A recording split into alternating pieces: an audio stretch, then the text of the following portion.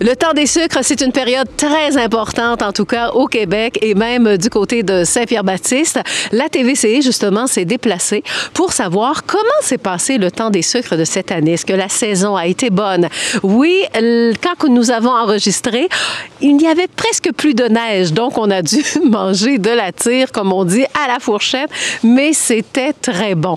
Alors, on a rencontré ces 4 générations de la famille Fortier et ils vont nous transmettre leur passion et j'espère que tout cela va vous donner le goût d'acheter local nos produits d'érable dans la MRC de l'érable. Bon visionnement!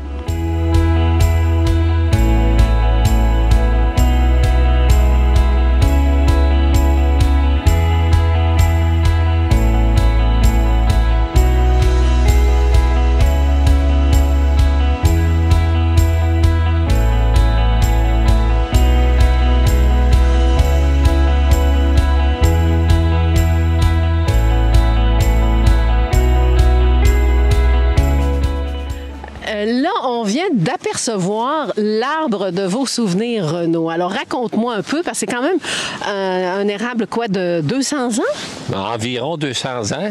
Puis, il se situe tout près de la cabane à sucre, en arrière.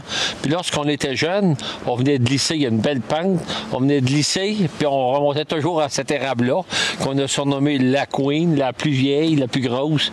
Puis, on glissait pour s'amuser ici des après-midi.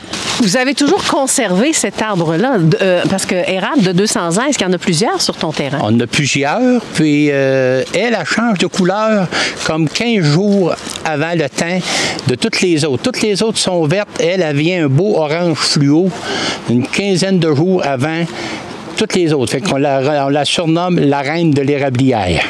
Ouais, c'est ça, on vient de parler de l'érable de 200 ans. Toi, as-tu des souvenirs de cet érable-là?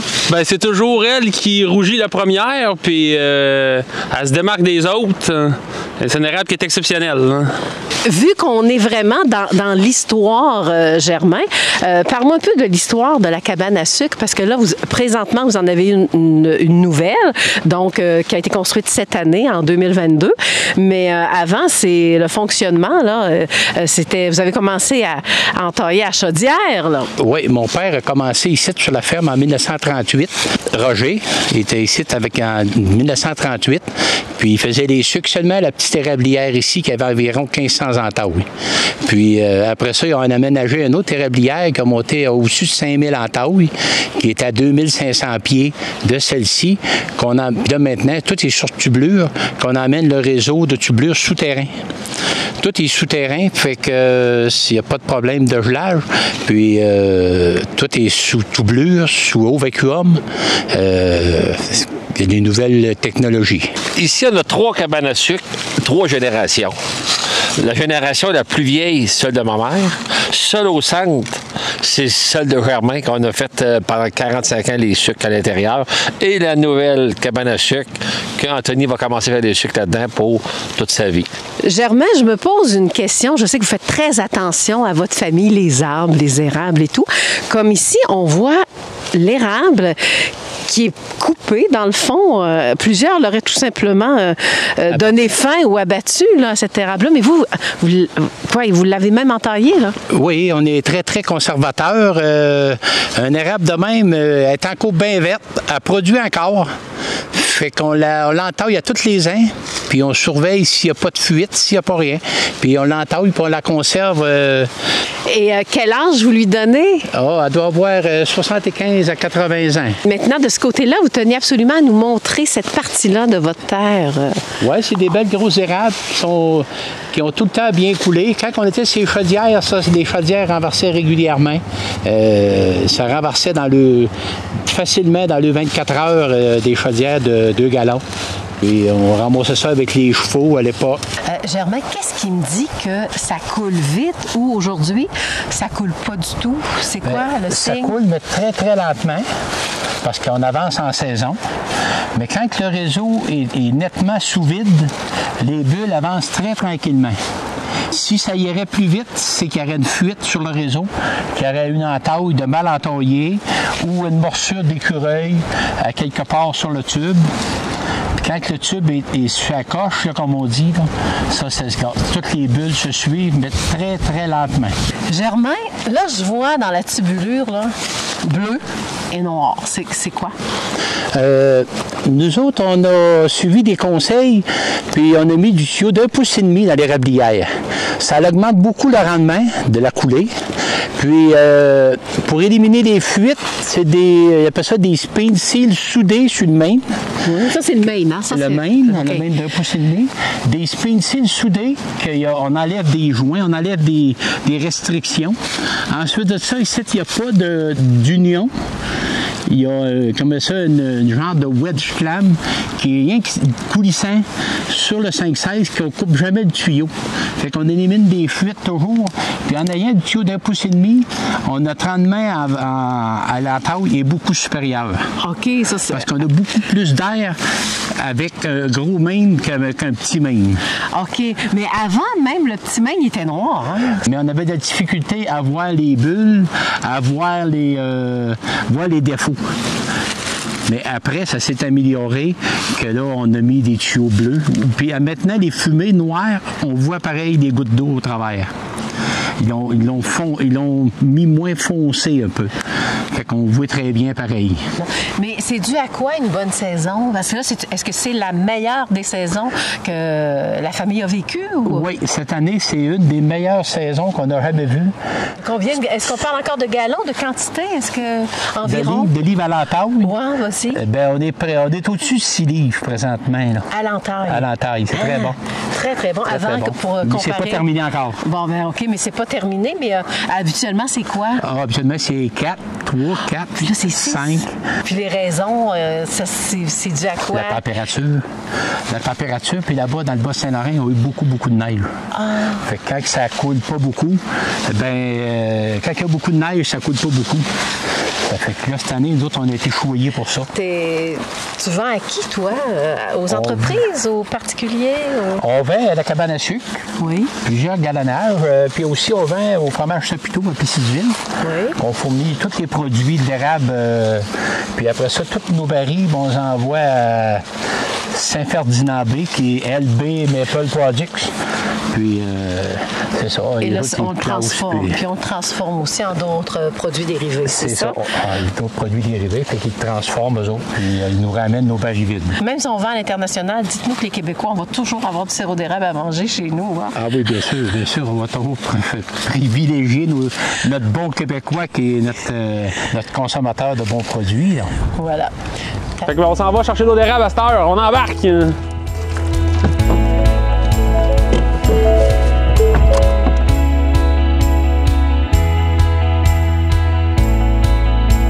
Ben, où qu'on s'en va chercher l'eau d'érable, c'est une terre qu'on fait du foin là-bas, que mon père et Renaud y ont acheté. Okay. Puis il y avait une érablière qui était avec ça. Fait qu'on a entaillé ça, puis on a du quota, du contingent. Fait qu'on va chercher l'eau d'érable là.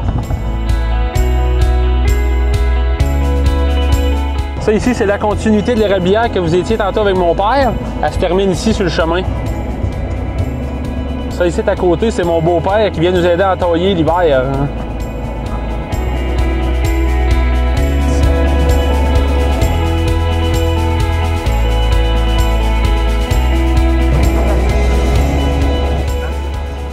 On est arrivé.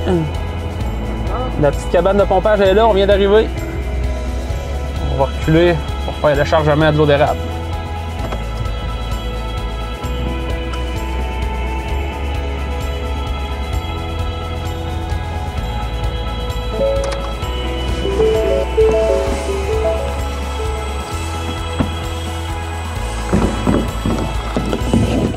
Il y a un bassin à l'intérieur dans la cabane.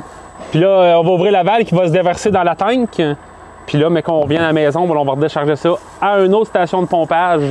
Fait qu'on va aller ouvrir la valve, vous allez voir, ce sera pas long, ça va sortir. Donc l'eau d'érable, elle s'en va directement dans le réservoir, dans le pick-up. Le bruit que ça fait, ça c'est le petit vacuum qui crée la succion dans le réseau de tubes là dans l'érablière. Fait que c'est ça qui fait le vide. Puis après ça, dans le fond, ça crée le vide, puis là, l'eau d'érable, elle arrive par ce tuyau-là, puis ça tombe là-dedans. Puis à l'intérieur de ça, quand ça arrive, à ce niveau-là, la pompe elle déclenche automatiquement, puis c'est pompé dans le bassin juste ici à côté. Fait que là, étant donné qu'il en manque un petit peu, on va le faire partir manuellement. Donc là, la pompe est partie, ça pompe dans le bassin juste ici en haut.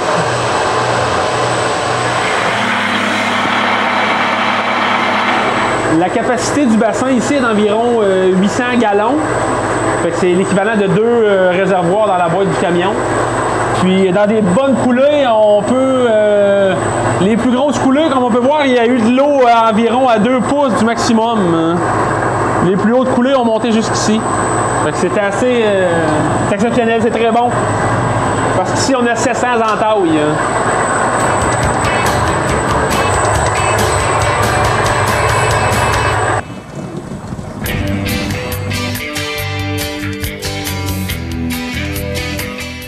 Remplir ça, c'est environ 5 à 10 minutes environ que ça va être terminé.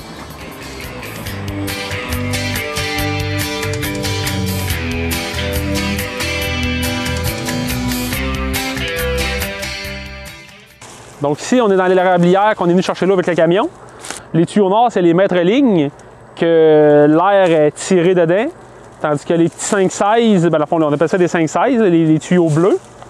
Les autres, c'est eux autres qui s'en aillent à toutes les entailles. Chaque entaille a une chute qu'on appelle. Chaque année, c'est dans un trou différent qu'on perce. Fait que si on en regarde après les arbres, on est capable d'observer qu'une année, il y avait un trou là, puis une autre année, un trou ailleurs. Fait que l'année prochaine, le trou qu'il y a là, ben, il va être en processus de guérison, puis on va en repercer un autre ailleurs sur l'arbre. Fait que tous les arbres ici, c'est le même principe. Puis dans l'érablière, il faut s'assurer que nos mètres-lignes et les tuyaux 5-16, les tuyaux bleus, aient toujours une pente descendante pour que l'eau coule. L'eau s'écoule pour ne pas avoir de pente inverse puis que ça gèle dans les tuyaux la nuit. Ensuite, on rentre ici dans la petite cabane, dans l'extracteur bleu qu'on a vu tantôt avec la pompe à l'intérieur, la pompe submersible. La distance de la station de pompage au plus loin, c'est environ 800 pieds.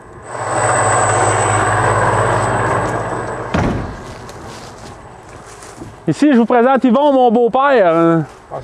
Yvon, mon beau-père, qui vient nous aider à tailler l'hiver. Il est gêné devant la caméra, mais c'est un bien bon gars. Fait que je vous invite à rembarquer dans le camion. On va aller à l'autre station de pompage pour ramasser l'eau dans la tank. Salut, à tantôt!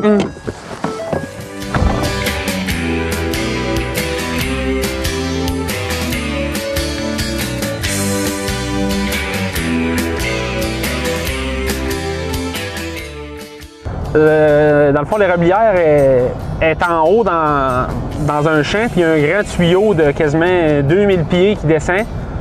Puis en bas, la station de pompage est basse, elle est proche d'un lac. Puis le lac, c'est inondable, donc ça se peut qu'il y ait de l'eau un peu dans le chemin tantôt, mais qu'on passe en camion. Mais c'est des grosses érables, donc il coule de l'eau plus sucrée.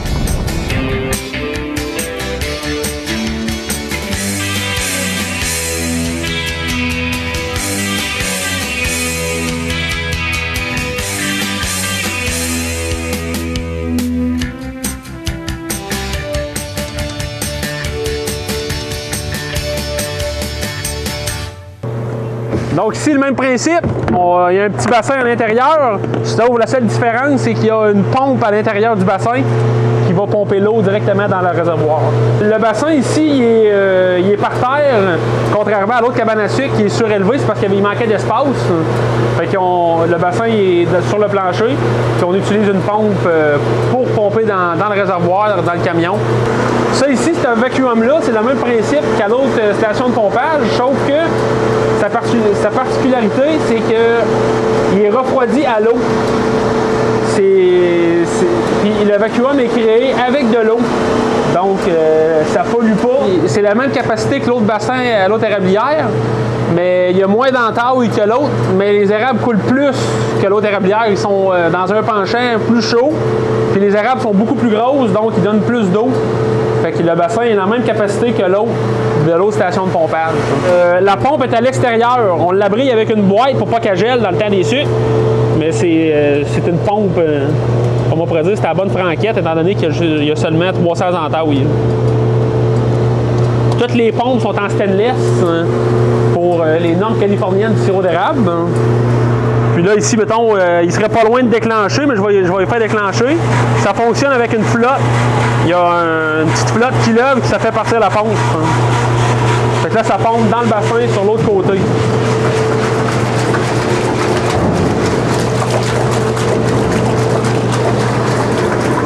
C'est bientôt terminé. Aussitôt que le bassin va être vide, ben, on va être prêt à se retourner à la cabane à sucre pour domper la tank, la faire pomper dans la cabane à sucre.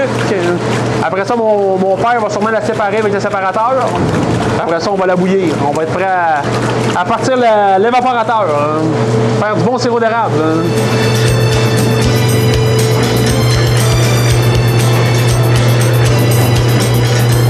Ferme le couvert, on s'en va à la cabane à sucre.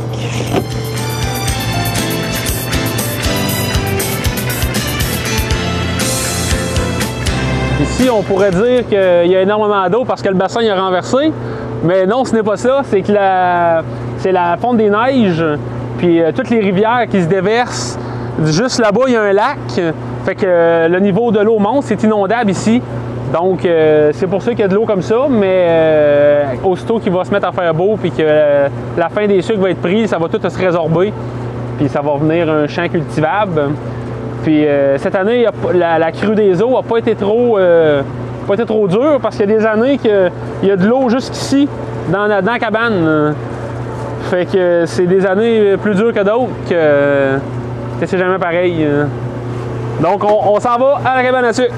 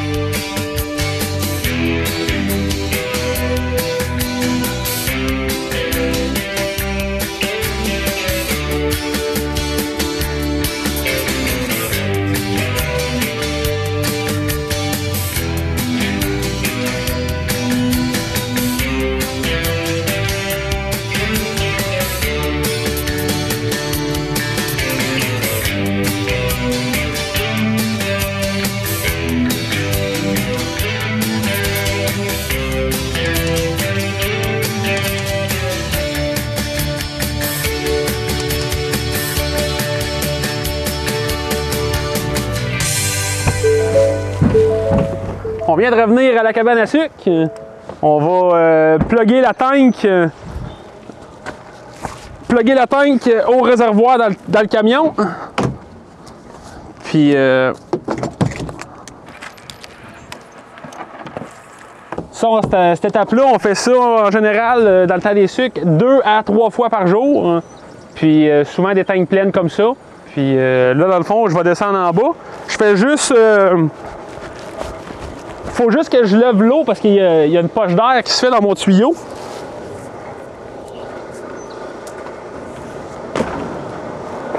Là, ensuite, le tuyau va se déverser dans un autre petit bassin ici. Habituellement, c'est moi qui déclenche la pompe quand j'apporte une tank d'eau. Mais là, puisqu'il y avait déjà de l'eau d'érable accumulée, elle a déclenché tout seul. Donc si l'eau s'accumule, puis quand il y a un tel niveau, la pompe déclenche automatiquement. Puis quand le bassin est vide, elle redéclenche. À la fin des sucres comme ça, on s'assure de garder un bon goût de sirop en nettoyant moins un petit peu nos bassins. Ça garde le bon goût, la bonne saveur d'érable dans nos bassins. Si l'eau est arrivée ici du camion, là avec la pompe, elle est pompée en haut à la cabane à sucre. Donc on monte à la cabane à sucre pour aller voir si l'eau arrive à bon port dans le gros bassin pour après ça être acheminée au séparateur.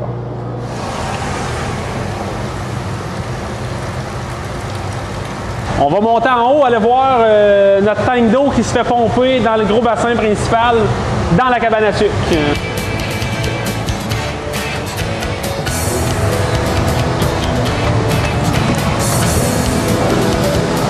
Donc ici, on est rendu dans les bassins dans la cabane à sucre. Le gros bassin, ici à ma droite, c'est le bassin principal d'eau d'érable, que toutes les érablières qu'on a, ça arrive ici par la pompe qui est en bas. L'eau qui était pompée en bas par la pompe dans le petit bassin, mais là, elle se fait pomper ici. Le rendu ici, en bas, il y a le séparateur qu'on va aller voir tantôt. Le séparateur, lui, il sépare l'eau d'érable, qu'on garde le sucre, puis on met l'eau qui n'a plus de sucre dedans pour laver le séparateur à la fin de la journée. Donc ici, c'est le bassin d'eau d'érable, puis ici, c'est le concentré. C'est que là, c'est ce côté-là à gauche, c'est le dernier processus avant d'être bouilli pour être transformé en sirop d'érable. Donc là, l'eau dans ce bassin-là est environ à 17-18 brix de sucre, tandis que dans le bassin d'eau d'érable est environ à 2. Anthony, ça, c'est l'eau d'érable qui est en train de couler dans le bassin. Oui, ça, c'est l'eau d'érable qui provient de la station de pompage en bas.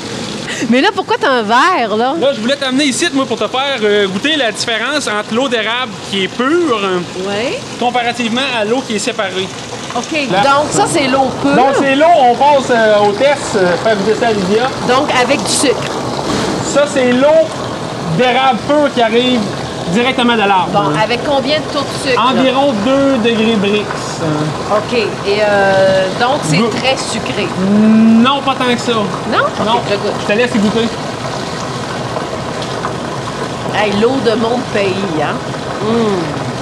C'est bon. C'est bon? La prochaine étape, c'est quoi, Anthony? C'est l'eau qui a passé de cette eau-là au séparateur. Parfait. Donc, il est rendu environ 17-18 degrés brix. Je vais te faire goûter pour voir la différence. OK. Bon, mais c'est la même couleur. La couleur n'a pas changé. La même couleur, un petit peu plus, faut pas dire brunâtre, là, mais plus jaune, un peu plus doré. OK. Donc, qui va venir à la couleur finale du sirop d'érable. OK, donc il a commencé à se transformer. Il a commencé un peu parce qu'on a enlevé quand même beaucoup d'eau. Goûte la différence. Ça commence à goûter le sirop d'érable. Ça commence, hein? Hey, c'est bon. C'est bon. On descend en bas, aller voir la bouilleuse. Yes, on y va, viens-t'en. Bon, Germain, rendu ici, qu'est-ce qui se passe rendu à la bouilleuse? Là, après ça, on calibre le sirop avec un appareil qui s'appelle un hydrotherme. Un hydrotherme, on prend un échantillon de sirop d'érable, puis on laisse plonger l'hydrotherme à l'intérieur. Lui va nous donner la densité du sirop d'érable. Bon, la densité. Donc, il faut arriver à quelle densité pour dire que c'est du sirop d'érable? À 66 brix, c'est la densité parfaite pour le sirop d'érable. Quand je le lâche, il est supposé devenir égal ou légèrement supérieur au sirop d'érable. Il est parfait. Ah, c'est prêt. Il est prêt. On peut l'envoyer dans le baril. Puis là, on calibre la couleur électronique avec cet hydrotherme-là. Il est en train de se pomper. Oui. Il va passer dans la presse fine. Ensuite, ça va dans le baril. Et ça, c'est prêt à la vente? Oui. Après ça, il est prêt à la vente avec le bon degré. Puis quand ce baril-là va être plein, le tuyau aussi qui est connecté à côté, c'est un vent d'air, mais il va se transférer quand il va venir bien plein. OK. On n'a pas besoin de surveiller. Non. C'est sans surveillance. On va monter en haut de la côte pour pouvoir regarder la vapeur qui sort des cheminées. Ça ici, la vapeur des cheminées, c'est un incontournable, à vrai dire, des cabanes à sucre du Québec. Les 2 cheminées pour la vapeur, ça fait une senteur exceptionnelle lorsqu'il fait beau. Puis tout le monde est à l'extérieur de la cabane à sucre durant le temps des parties de sucre. Les 2 cheminées qui sont égales, c'est la cheminée des vapeurs qui est évaporée au sirop d'érable comme produit fini. Tandis que la cheminée qui est plus longue, c'est la cheminée qui évacue les vapeurs du feu qui est chauffé à l'huile pour l'évaporateur. Alors, nous sommes toujours dans la même famille. Là. Cette fois-ci, c'est Renaud. Renaud, le frère donc de Germain. Et puis l'oncle d'Anthony, évidemment. Hein? Alors là, là, on part du baril de sirop.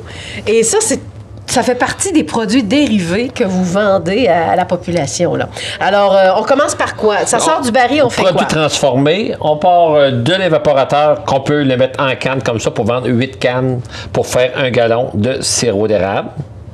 Ici, on a le beurre d'érable qu'on fait cuire avec une cuisson de 21 degrés de plus que l'ébullition de l'eau. Après ça, on a la tire d'érable qui a une cuisson de 26 degrés de plus que l'ébullition de l'eau pour faire la tire d'érable. Après ça, on a des pains de sucre qui est cuit, lui, à 242. Après ça, on a 2 produits différents ici. Qu'on retrouve en épicerie. Qu'on retrouve partout, ici, de tire et de beurre d'érable, des cornets. Les cornets en tire et en sucre. En tire et en sucre mou. C'est les produits qui sont les plus populaires ici à la cabane à sucre que les gens préfèrent acheter. C'est le gros vendeur. Je veux absolument savoir ce qu'en pense la 4e génération quand il est question de goûter le résultat final, la tire. Anthony? Habituellement, on la fait la tire sur la neige, comme la tradition à grandeur du Québec, mais là, il n'y a plus de neige nulle part. Donc, on l'a pris directement dans un bocal, puis on prend une petite bouchée pour Léo. Ouais. Léo, c'est la 4e génération. Prêt? Mets tout dans ta bouche! Tout dans ta bouche! Est-ce que c'est bon? Oui, hein? Est-ce que c'est bon? Oui, c'est délicieux. T'as donné à Lydia le pot. Tiens, va lui donner. Tu me donnes le pot? Dis, régale-toi. Regardez, c'est certain que je le mange en une journée. Hein? On la garde ça pour longtemps. Oh, pour longtemps, ok, je vais me retenir. Merci. Et maintenant, en guise de conclusion, on va terminer ça avec la 3e génération, donc avec Anthony. Alors, Anthony, qu'est-ce que on peut retenir de l'émission là pour dire que ça nous a donné le goût d'aller à cabane, hein? Ben, qu'est-ce que ça peut donner comme idée? Ben, c'est de manger du sirop d'érable. Ben, c'est ça, puis d'en mettre acheter. sur les crêpes, d'en mettre sur les gaufres, d'en mettre sur la crème glacée. Sur ça, Anthony? Bon temps des sucres, de la famille Fortier. De Saint-Pierre-Baptiste.